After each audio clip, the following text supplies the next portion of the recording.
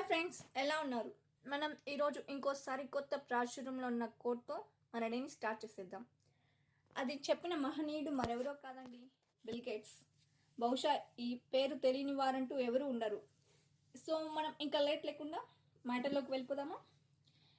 ఈ ప్రపంచంలో ఎవరితోనూ పోల్చుకోకు, అలా చేస్తే నిన్ను నువ్వు అవమానించుకున్నట్టే. ఇది వినగానే చాలామంది ఈ డైలాగా నేను విన్నా అనుకుంటూ మనసులో అనుకుంటూనే ఉంటాం. సో మనం ఎప్పుడైతే ఒకరిని ఒక స్టేజ్కి మించి కంపారిజన్ స్టార్ట్ చేస్తామో అక్కడే మన డౌన్ఫాల్ స్టార్ట్ అవుతుంది.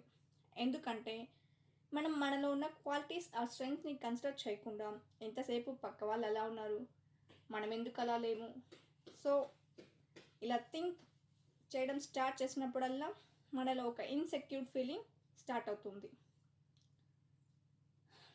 మనలో ఒక నెగిటివ్ థాట్ అనేది ఏర్పడుతుంది. సో మనం ఆ స్టేజ్కి రీచ్ అవ్వాలనేది పాజిటివ్గా తీసుకుంటే సరే, అలా కాకుండా జలసీ లేదా ఈర్ష్యాభావం పెంచుకుంటే మాత్రం చాలా కష్టమండి.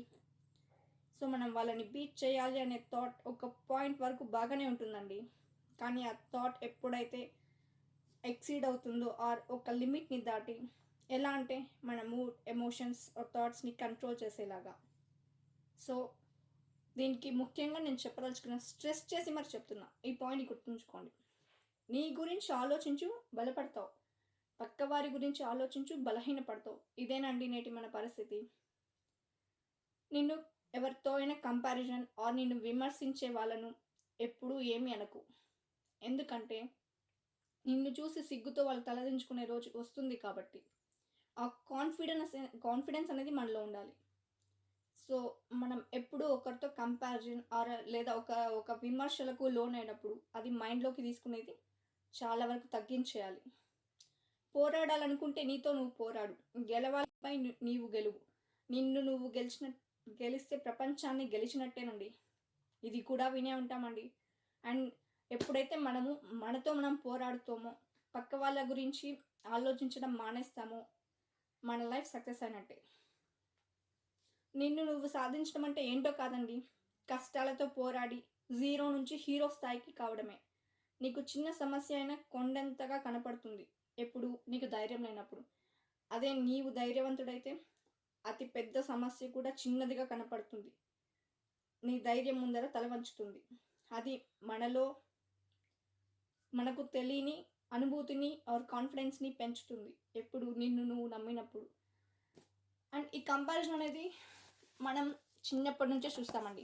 ఇది ఎక్కడో కాదు, మన ఇంట్లోనే పునాది వేస్తుంది. చాలా వరకు చాలామంది పేరెంట్స్ చిన్నప్పటి నుంచి ఆటల్లో కావచ్చు, చదువుల్లో కావచ్చు, పాటల్లో కావచ్చు, పక్క వాళ్ళ పిల్లలతో కంపారిజన్ అనేది చేస్తూనే ఉంటారు. అలా చేయడం కన్నా నీలో ఇది ఉందిరా, సో నీ స్ట్రెంగ్త్ని గుర్తించు, నీకు ఈ టాలెంట్ ఉంది, సో నీకు ఇంట్రెస్ట్ ఉన్న దాని మీద నువ్వు వెళ్ళు, ఇలా ఎప్పుడైతే స్టార్ట్ చేస్తారో అది ఒక పాజిటివ్కి దారితీస్తుంది. అలా మానేసి వాళ్ళని చూసి నేర్చుకో, వీళ్ళని చూసి నేర్చుకో, ఎంతసేపు మనం పక్క వాళ్ళ. సో నేను ఇంకా ఎక్కువ సోది లేకుండా ఒక పాయింట్ని చెప్పేస్తాను అండి. Stop comparing and start living. ఇంతకీ ఇవన్నీ మనకు చెప్పడానికి వచ్చింది మేడం ముందు ఈవిడ పాటిస్తుందా అని చాలామంది ఈ వీడియో చూస్తున్న వాళ్ళు అనుకుంటుంటారు.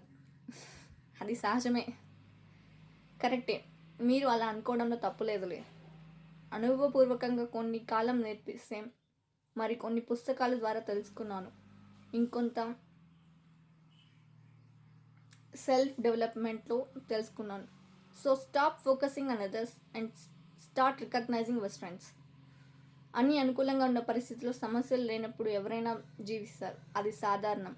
కానీ సమస్యలు ఉన్నప్పుడు, ఏ దారి కనపడనప్పుడు, ఇంకా నా వల్ల కాదు అని మనం ఆలోచించినప్పుడు అక్కడే నీ పతనం మొదలైనట్టే. నీ ధైర్యం నీ విజయానికి తొలిమట్టు. So start believing in yourself. So if you like my video, please share, subscribe, comment and మీ అభిప్రాయాలని కింద కమెంట్ సెక్షన్లో తెలుపగలరు. Thank you everyone. Bye bye.